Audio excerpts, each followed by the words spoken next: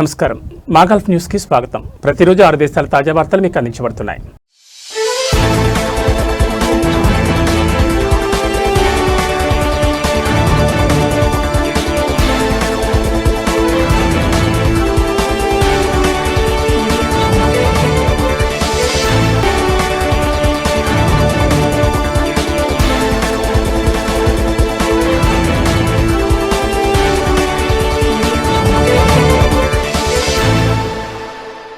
Oman సుల్తానేట్లో వేసవి ఉష్ణోగ్రతలు గణనీయంగా పెరుగుతున్నాయి. పలు విలాయత్లలో అసాధారణంగా అధిక ఉష్ణోగ్రతలు నమోదవుతున్నాయి.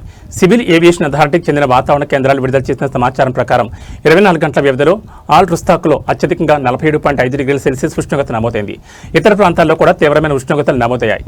ఫాహుద్లో 47.2 డిగ్రీల సెల్సియస్, దామావా, అల్ థాయిల్లో 47.0 డిగ్రీల సెల్సియస్ ఉష్ణోగ్రతలు నమోదయ్యాయి.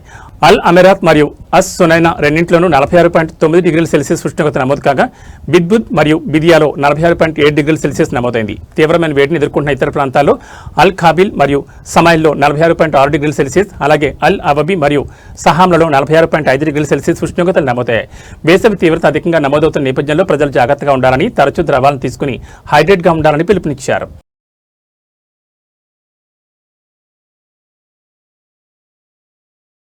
ఈద్ అల్ అదా సందర్భంగా ఖతార్లో రిటైల్ మరియు హోల్సేల్ మార్కెట్లలో కార్యకలాపాలు జోరుగా సాగుతున్నాయి. వినియోగదారులు ఆహారం, దుస్తులు, బహుమతులు, గృహోపకరణాలు తదితర వస్తువులపై ఖర్చును పెంచడంతో ఈ పండుగ సీజన్ దేశవ్యాప్తంగా వాణిజ్య కార్యకలాపాలకు గణనీయమైన ఊపునిస్తుందని విశ్లేషకులు అంచనా వేస్తున్నారు. ఈద్కు ముందు కిరాణా సామగ్రి, సుగంధ ద్రవ్యాలు, ఫ్యాషన్, ఎలక్ట్రానిక్స్ మరియు ఆతిథ్య సంబంధ ఉత్పత్తులకు ఖతార్ వ్యాప్తంగా ఉన్న రిటైలర్లు, హోల్సేలర్లు మరియు షాపింగ్ మాల్స్లో రద్దీ మరియు డిమాండ్ పెరిగినట్లు అధికార వర్గాలు నివేదించాయి. ఖతార్ రిటైల్ రంగానికి ఈద్ అల్ అదా సంవత్సరంలో అత్యంత రద్దీగా ఉండే వాణిజ్య కాలాల్లో ఒకటిగా మిగిలిందని రిటైల్ నిపుణుడు మరియు కిరాణా దుకాణం యజమాని మహమ్మద్ ఫాజిల్ అన్నారు. మరోవైపు ఈ సెలవులలో కొనుగోలుదారులను ఆకర్షించడానికి ప్రధాన షాపింగ్ కేంద్రాలు మరియు రిటైలర్లు ప్రవేశపెట్టిన ప్రచార కార్యక్రమాలు, డిస్కౌంట్లు మరియు సీజనల్ ఆఫర్ల ద్వారా కూడా రిటైల్ కార్యకలాపాలకు మద్దతు ఇచ్చిందన్నారు. సాధారణ వ్యాపార సమయాలతో పోలిస్తే ఆహార ఉత్పత్తులు, పానీయాలు, ప్యాకేజింగ్ సామగ్రి మరియు వినియోగ వస్తువుల ఆర్డర్లు గణనీయంగా పెరిగాయని వ్యాపారులు చెప్పారు. ఇదిలా ఉండగా వినియోగదారుల రక్షణ మరియు మార్కెట్ స్థిరత్వాన్ని నిర్ధారించడానికి ఈద్ అల్ ఆదాకు ముందు వాణిజ్య మరియు పరిశ్రమల మంత్రిత్వ శాఖ మార్కెట్ పర్యవేక్షణ ప్రయత్నాలను ముమ్మరం చేసింది. ప్రభుత్వ పర్యవేక్షణ ముఖ్యంగా వినియోగదారుల వ్యయం అధికంగా ఉండే కాలాల్లో మార్కెట్పై నమ్మకాన్ని పెంచడానికి సహాయపడుతుందని పేర్కొన్నారు.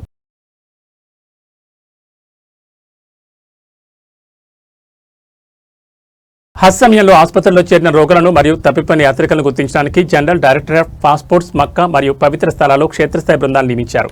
ఆరోగ్య మంత్రిత్వ శాఖ సహకారంతో ఆసుపత్రులు మరియు ఆరోగ్య సంరక్షణ కేంద్రాల్లో చేరిన రోగులను గుర్తించడం, అలాగే హజ్ మరియు ఉమ్రా మంత్రిత్వ శాఖ ఆధ్వర్యంలోని నుసుక్ కేర్ కార్యక్రమంతో సమన్వయంతో తప్పిపోయిన వ్యక్తులను గుర్తించనున్నారు. పేషెంట్లు మరియు తప్పిపోయిన వ్యక్తుల గుర్తింపులను వారి ప్రదేశాల్లో ధృవీకరించడంలో సంబంధిత అధికారులకు మద్దతు ఇవ్వడానికి ఈ బృందాలు ఆధునిక మొబైల్ టెక్నాలజీతో పనిచేస్తాయని డైరెక్టరేట్ తెలిపింది. మక్కాలోని తమ ప్రధాన కార్యాలయంలో ఉన్న హజ్ మరియు ఉమ్రా కమాండ్ అండ్ కంట్రోల్ సెంటర్ ద్వారా నివేదికలు స్వీకరించనున్నట్లు వెల్లడించింది.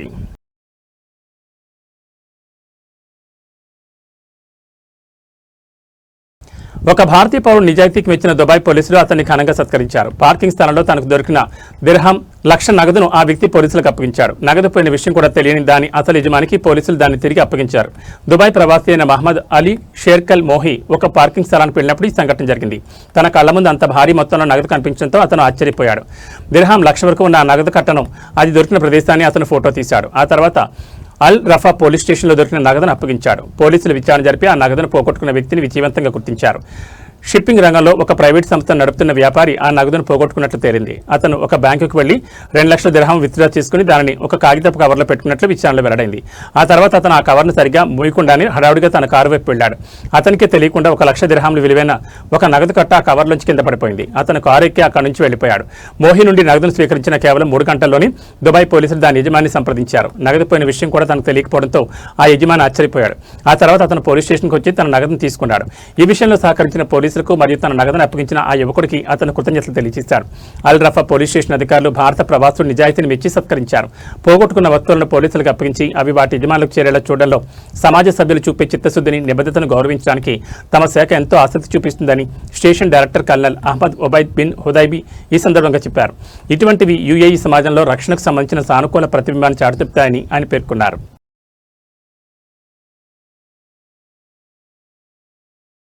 క్షిపణులు మరియు డ్రోన్లను ఉపయోగించి కువైట్పై ఇరాన్ జరిపిన హేయమన్ దాడిని బహ్రెయిన్ విదేశాంగ మంత్రిత్వ శాఖ తీవ్రంగా ఖండించింది. కువైట్ దేశ సార్వభౌమత్వం, భద్రత మరియు స్థిరత్వాన్ని, అలాగే సత్సంబంధాల సూత్రాలను మరియు అంతర్జాతీయ చట్టాలను దారుణంగా ఉల్లంఘించడమే అని పేర్కొంది. ఈ మేరకు కువైట్కు తమ పూర్తి సంఘీభావం తెలిపింది. కువైట్ సార్వభౌమత్వం, భద్రత మరియు స్థిరత్వాన్ని పరిరక్షించడానికి తీసుకునే అన్ని చర్యలకు మద్దతుంటుందని మంత్రిత్వ శాఖ పునరుద్ఘాటించింది. ఇరాన్ దురాక్రమణను అత్యంత సమర్థవంతంగా ఎదుర్కొన్న కువైట్ సాయుధ దళాల సంసిద్ధతను ఈ సందర్భంగా ప్రశంసించింది. క్యాపిటల్ గవర్నరేట్లోని పలు థియేటర్లను లక్ష్యంగా చేసుకుని ఫైర్ సేఫ్టీ నిబంధనలు పాటిస్తున్నారో లేదో నిర్ధారించుకోవడానికి జనరల్ ఫైర్ ఫోర్స్ తనిఖీ కార్యక్రమాలు నిర్వహించింది. ప్రమాదాలను తగ్గించడం, నివారణ చర్యలను అమలు చేయడం, అగ్ని ప్రమాదాల నుంచి ప్రాణాలను మరియు ఆస్తులను రక్షించడం, అలాగే సమాజ భద్రతను పెంపొందించడం లక్ష్యంగా కొనసాగుతున్న ఈ తనిఖీ చేపట్టినట్లు ఫైర్ ఫోర్స్ ఒక ప్రకటనలో వెల్లడించింది.